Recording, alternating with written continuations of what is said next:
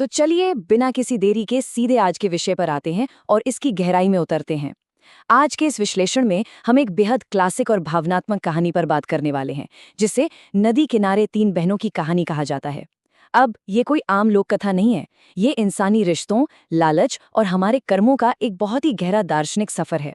आज हम ये समझेंगे कि कैसे विपरीत परिस्थितियां इंसान का असली रूप बाहर ले आती हैं और कैसे आपकी नैतिक सच्चाई सबसे मुश्किल वक्त में भी आपका मार्गदर्शन कर सकती है। अब आगे बढ़ने से पहले जरा एक पल के लिए इस बुनियादी सवाल पर सोचिए। आखिर एक मकान को घर क्या बनाता है?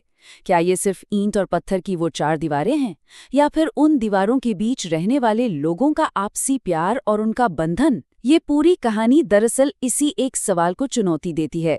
हम देखेंगे कि कैसे हमारी मुख्य किरदार, दो बहनें गौरी और कविता, एक जर्जर सी झोपड़ी में भी अपने सम्मान को बचाए रखने की जद्दोजहद कर रही हैं, जबकि उनकी सारी सुख सुविधाएं उनसे पूरी तरह छीन ली गई हैं।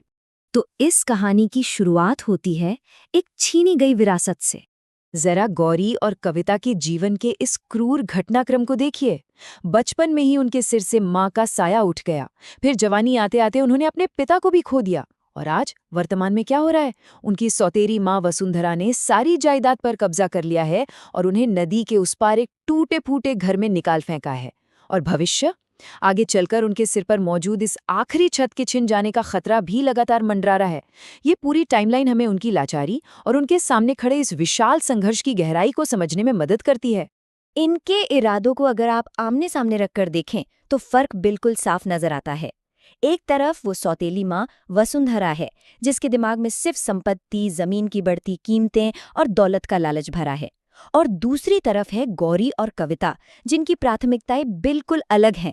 वो बस 2 वक्त की रोटी कमाना चाहती हैं, अपना सम्मान बचाना चाहती हैं और अपने पारिवारिक रिश्तों को अहमियत देती हैं। ये लालच बनाम ईमानदारी की एक बेहद सशक्त तस्वीर है।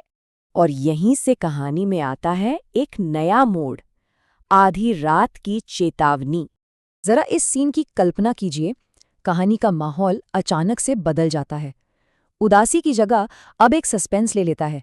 रात का घुप अंधेरा है और अपनी क्रूर माँ से छुपकर छोटी बहन राधा एक गहरी और खतरनाक नदी पार कर रही है। अब ये सिर्फ एक नदी पार करना नहीं है, ये अपनी माँ के गलत इरादों और अपनी बहनों के प्रति अपने प्यार के बीच के उस फासले को पार करने का एक बहुत ही साहसिक कदम है।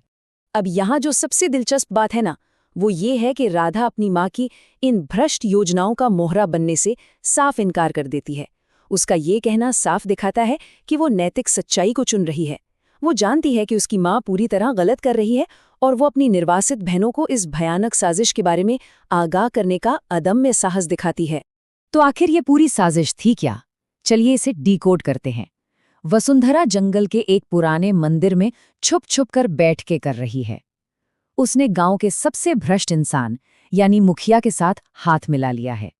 उनका इकलौता मकसद किसी भी तरह से गौरी और कविता को उस छोटी सी झोपड़ी से भी बाहर निकालना है। लेकिन क्यों? इसके पीछे का छिपा हुआ कारण क्या है? दरअसल उस बंजर जमीन की कीमत अचानक से आसमान छूने लगी है।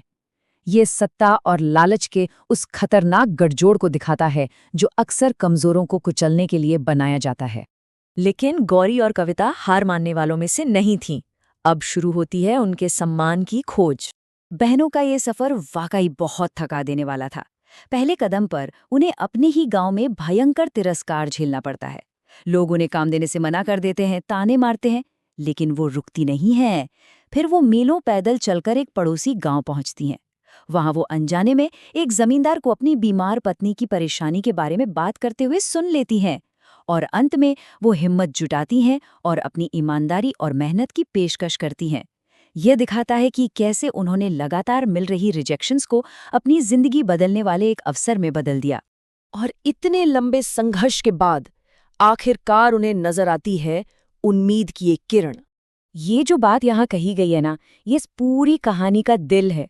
ये शानदार तरीके से दिखाता है कि कैसे कविता की गहरी सहानुभूति जमींदार की पत्नी को ठीक करने लगती है। उसका ये मानना कि दवा से पहले साथ देना जरूरी है, इस बात का प्रतीक है कि सेवा सिर्फ एक शारीरिक काम नहीं है, ये एक भावनात्मक जुड़ाव है। और इसी इंसानियत की वजह से वो ना सिर्फ उस बीमार महिला का अकेलापन दूर करती है, बल्कि जमींदार का गहरा विश्वास और सम्मान भी जीत लेती है। अब आप सोच रहे होंगे कि ये नंबर 1 यहाँ क्या कर रहा है। दरअसल ये दर्शाता है कि पहले ही दिन से कविता अपनी पहली दिन की मजदूरी कमा लेती है। और यकीन मानिए, ये कोई छोटी बात नहीं है। ये आर्थिक स्वतंत्रता और खोई हुई उम्मीद के वापस लौटने का एक बहुत बड़ा टर्निंग पॉइंट है। सच्ची मेहनत कभी छुपती नहीं है, और ये बात यहाँ पूरी तरह सच साबित होती है। लेकिन जैसा कि अक्सर होता है, जब सब कुछ ठीक लगने लगता है, तभी सामने आती है आखिरी चेतावनी। जरा सोचिए, वो बस अपनी जिंदगी को वापस पटरी पर ला ही रही थीं कि तभी वो भ्रष्ट मुखिया कानूनी कागजात लेकर उनके दरवाजे पर आ धमकता है। वो बेहद निर्दयता से उन्हें धमकी देता है कि अगर 1 हफ्ते के भीतर घर खाली नहीं किया तो उन्हें जबरन निकाल फेंका जाएगा। ये पल कहानी के तनाव को एकदम चरम पर ले जाता है, जहां एक तरफ नई उम्मीद पल रही है और दूसरी तरफ बेघर होने का खौफ। जमींदार मदद तो करना चाहता है, लेकिन यहाँ एक बहुत ही कड़वी सच्चाई सामने आ खड़ी होती है। जमींदार खुद ये मान लेता है कि जमीन वसुंधरा के नाम है, कानूनी तौर पर अभी कुछ करना मुश्किल है। ये उस निराशाजनक वास्तविकता को उजागर करता है जहां अन्याय से भये कानूनी कागज इंसान के नैतिक अधिकारों पर भारी पड़ जाते हैं। पूरी तरह सही होने के बावजूद बहनें कागजों की इस लड़ाई में हार रही होती हैं। और यहीं पर हमें देखने को मिलता है इस कहानी का सबसे बड़ा बलिदान। यहाँ बहनें जो फैसला लेती हैं वो सच में हैरान करने वाला है। वो उस जमीन के लिए एक कड़वी कानूनी लड़ाई लड़ने से पूरी तरह मना कर देती हैं। इसके बजाय जमींदार उन्हें अपनी बेटियों की तरह हमेशा के लिए अपने घर में पनाह देता है।